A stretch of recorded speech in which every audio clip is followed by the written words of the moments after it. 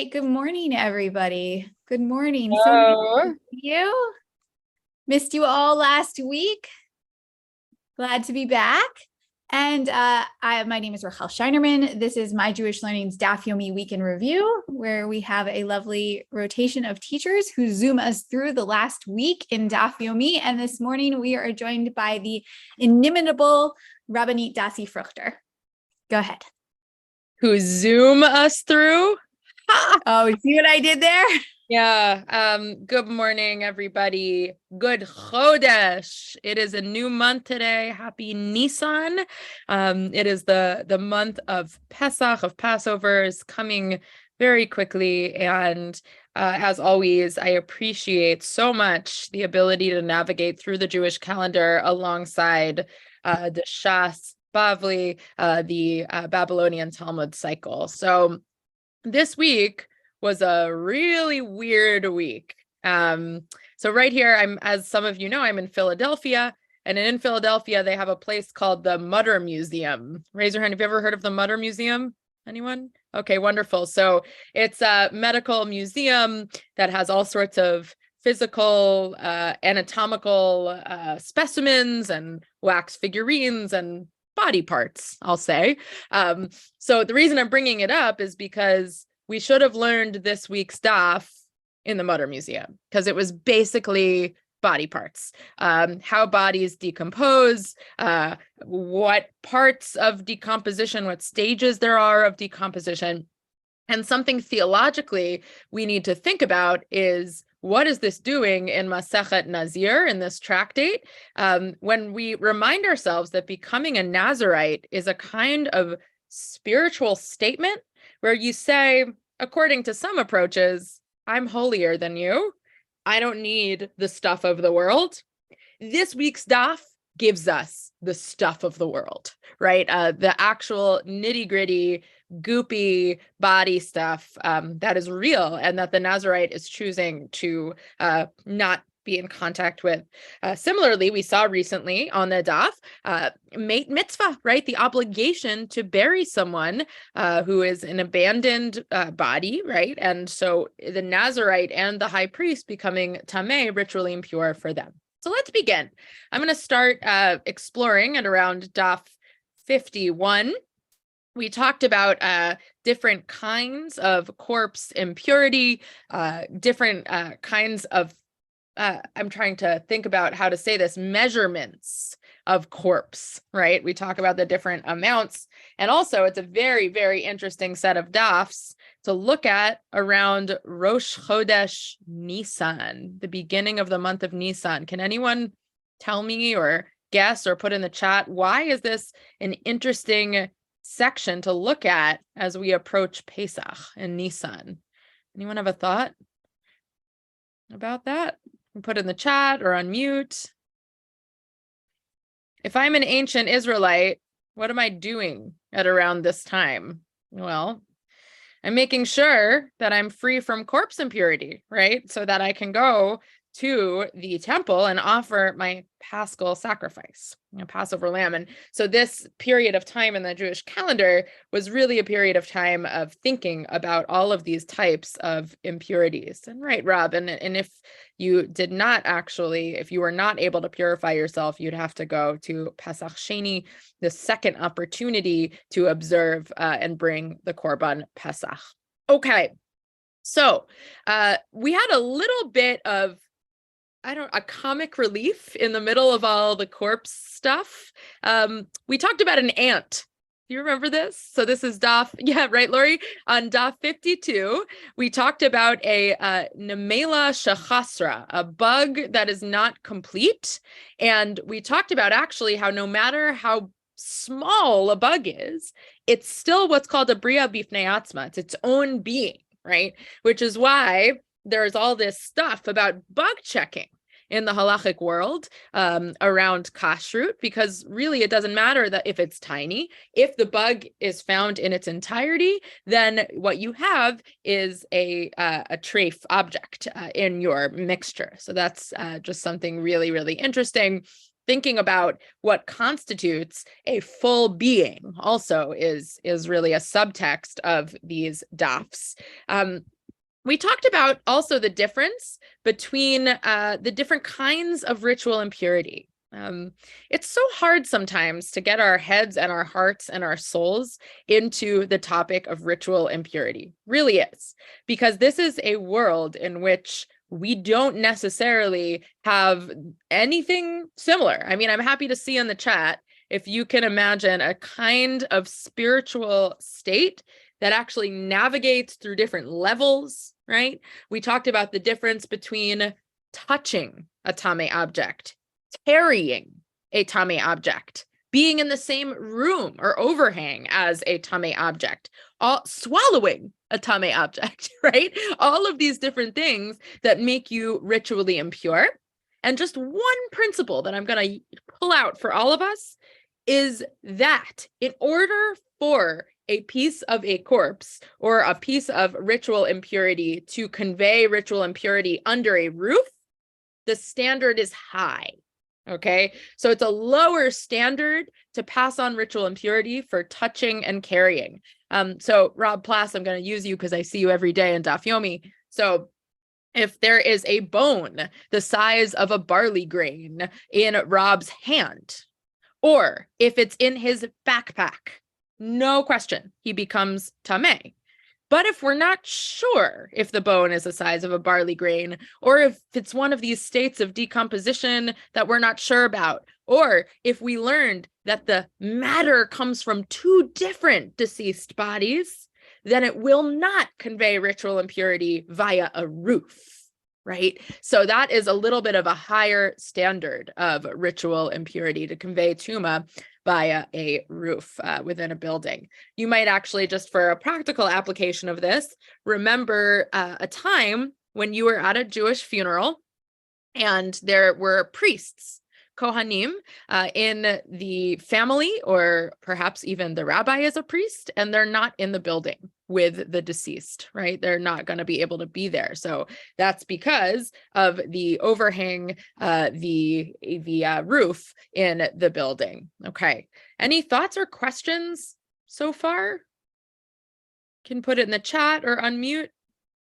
We've got one question about what the size of what exactly it means to be the size of a barley grain. Are we thinking like the dry barley that I buy to make soup now? Is that a fair approximation of the ancient size?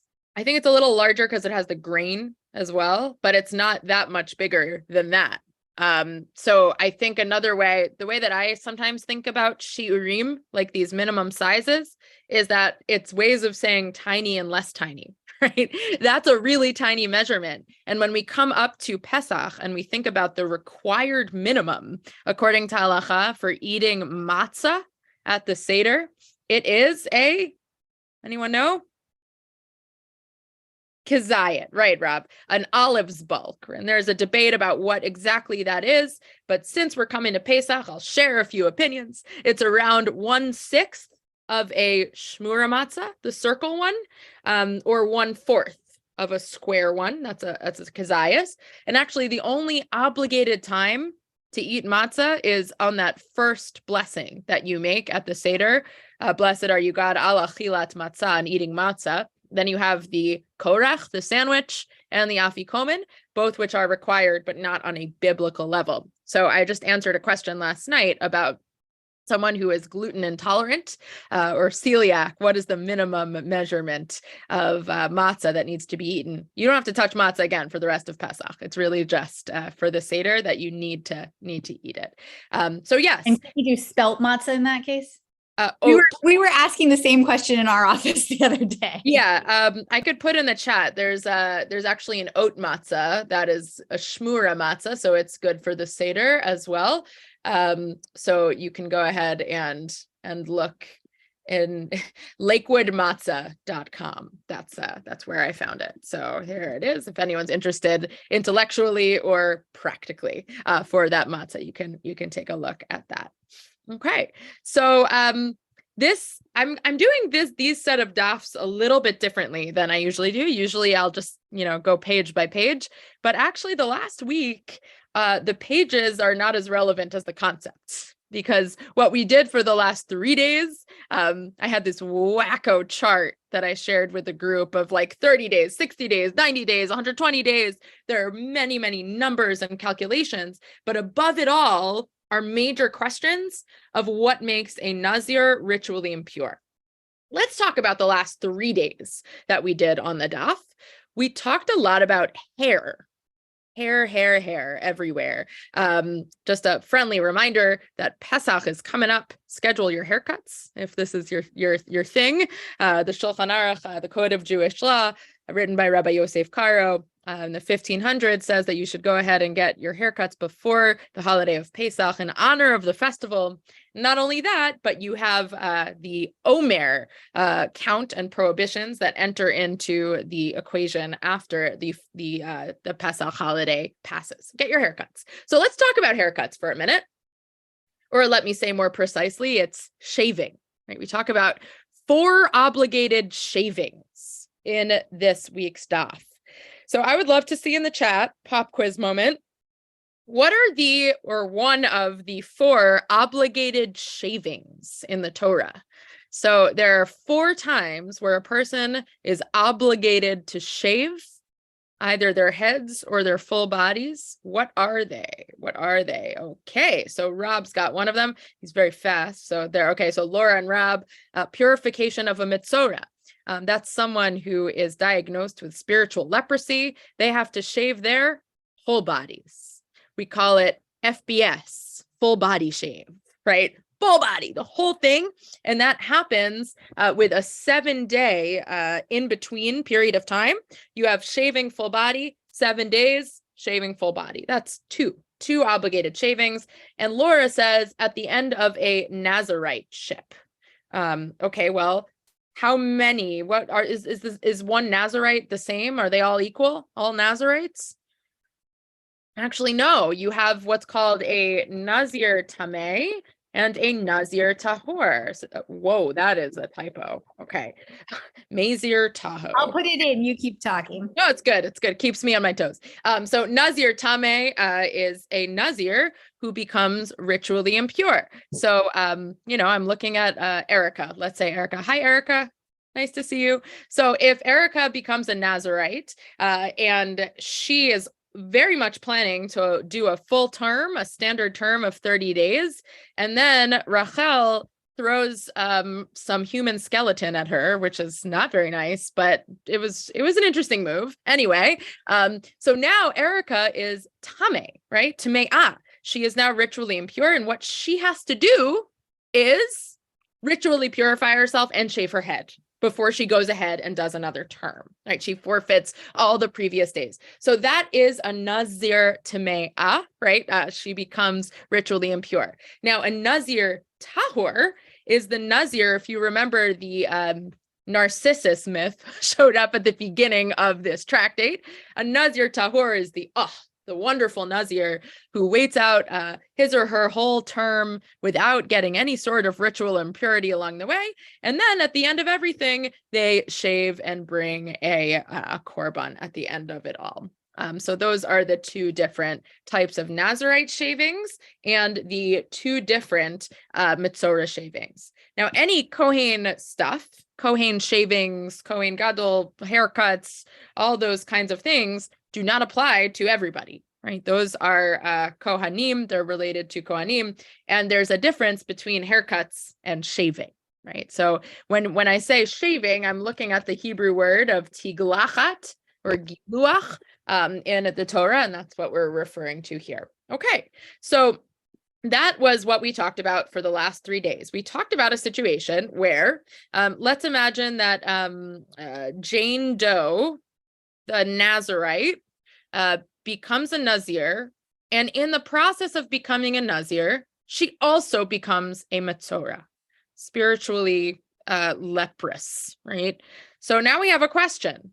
How can she go ahead and shave after she becomes a Metzorah? How can she do those full body shaves? What's the problem with that?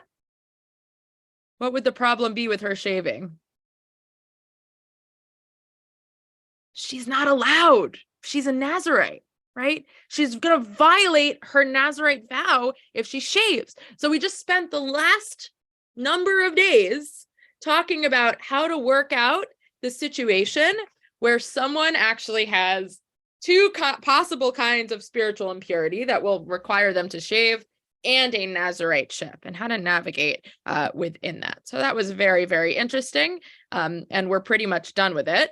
But on today's daf and yesterday's daf, we really explored the question of haircuts, shaving in general. The question of, well, how can, at least when it comes to a man who is commanded not to shave payat, right, the corners of their temples and round their heads, if they're not allowed to do that, then how can they become a Nazirite? So we looked for scriptural proofs to basically allow us to say that they can shave in the case of becoming a Nazir or in the case of a Metzora.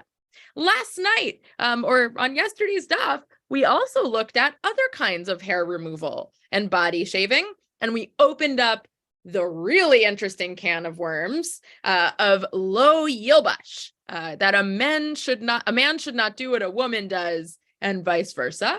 This came into relief in a discussion around body shaving and body shaving with a razor on areas that are not the head or the beard. So we're talking about pubic area, armpits, chest, all these kinds of things. We talked about, is a man doing that with a razor a violation of lo yilbash, that a man shouldn't wear a woman's clothes or do what a woman does, and vice versa.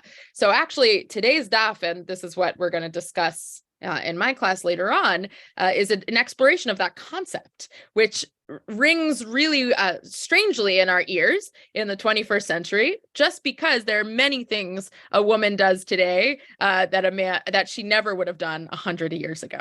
Right. So we think about this violation or this law really shifting and changing from generation to generation. Can you imagine if you said in 1900, I'll take you to the woman doctor, right? I'm going to be like, what? Preposterous, right? So this idea that there are things that women do that men can and men do that women can, I think is a really, really interesting discussion, because ultimately it's about two things. One is sexual immorality. That's one major area in which this applies. They were really concerned about breaking down barriers between people who would often flirt and fraternize with one another. In our society, many of those barriers have already been broken down. In fact, I'm talking about like eating dinner at separate tables. Like that was a discussion when it comes to leading a quorum at grace after meals. A whole discussion arises around, well, what do you mean women participating in that? They're not even sitting at the same table, right? Of course, things are so different now. So the question of sexual immorality is here. The second one is about dignity. So I mentioned this last night in my class, but one of and I keep doing these Pesach connections, says that when we were in Egypt and we were being worked by Pharaoh, says that Pharaoh and his taskmasters worked Bnei Yisrael bifarech. And this is often interpreted as like backbreaking labor or hard labor. And one of the commentaries says that it wasn't backbreaking labor. It was not dignified labor. And men would do what women did, and women did what men did, right? So again, this doesn't compute so much for us right now, but what you can imagine is a society of work where you were given a kind of labor that was totally not what you usually do, right? In the place that you occupy regarding your gender expression. So really, really interesting stuff on today's daf, and lots to talk about there. Any questions or thoughts here? I'll do a little bit more. We're getting to our end. Lori has a question, I think. Go for it, if you're able to unmute. Let me see if I can get Lori here. Oh, There we go. I think I unmuted. Did I unmute? Ah. Hi, Lori. Where are you? So where am I? Yeah. I'm in Chicago. Awesome. Chicago, Illinois. So when we were talking, I can't remember that expression, but it was like a positive mitzvah ase doche. What's that expression? Okay. Yeah. So you have ase, dache, es ase, Velo ta'aseh. So it sounds like a really pile of words. Rachel, I wonder if you could type it in the chat, this phrase, but you have a positive commandment. So that's an aseh, right? What's an example of a positive commandment? Any positive commandment? Wearing the tzitzis. Great. Perfect. Positive That's what commandment. they used. Great. Positive commandment, wearing tzitzis, keeping Shabbos, all these things, right? Positive commandments. Aseh docha means pushes away. A lo ta'aseh, a negative commandment. So let's use our tzitzis example, right? So the positive commandment of wearing tzitzis, fringes on the four-cornered garment, pushes away, docha, the lo ta'aseh, the prohibition of shatnez, mixing wool and linen, right? Aseh docha lo ta'aseh. We also saw in yesterday's daf, aseh docha lo ta'aseh ve'aseh. So a double. So you have a positive commandment, an aseh, that pushes off a lo ta'aseh and an aseh. So a prohibition and a positive commandment. So the example from yesterday's daf was the positive commandment of shaving after you've become a mitzorah, pushing away the lo ta'aseh, the prohibition of shaving when you're a nazir, and the positive obligation to grow your hair when you are a nazir. So it's really like one against one or one against two. But I'm so glad you asked, Lori, because we go through this over and over again in Shas. And what Reish Lakish says, you imagine Reish Lakish bursting into the room. He says, no, not if you can do them both at once. If you can actually, here's an example. I can put a mezuzah on my door and learn Torah at the same time, right? There are things I can do at the same time. Just because one is here and another one is here doesn't mean I push one away to do the other thing. It has to be impossible to do both of them at once in order for the aseh, the positive commandment, to push away the lo ta'aseh, the negative commandment. And you could probably keep thinking of things, right? Pikuach nefesh, right? The obligation to save a life, right? That pushes away what? Pretty much everything, but Hilchot Shabbat is a main one, right? So we actually literally see that language in the Gemara, Pikuach Nefesh, Docha Shabbat, right? The positive obligation to save a life pushes away the negative commandments of doing Shabbat violations. So great question. Any other questions or thoughts? There were some questions earlier about the impurity of Kohanim. Okay. Don't mind. So we can actually save it to the end because the conversation has moved on, or we can address it now and then you can do your last bit of material. Either way would work, I think. No, it's okay. This is more important. I'm just looking at the Yeah. So Janine asked about 15 minutes ago, if the family member who is a priest happens to be near the dying and then dead relative, what happens, right? Priests are supposed to avoid corpse impurity, but what happens if they are with a family member who dies? Great. And also, and I understand from the second part of the question, without a temple, they never get to be pure. Is that now, right? In the time of the temple, maybe they could have purified, but now they can't.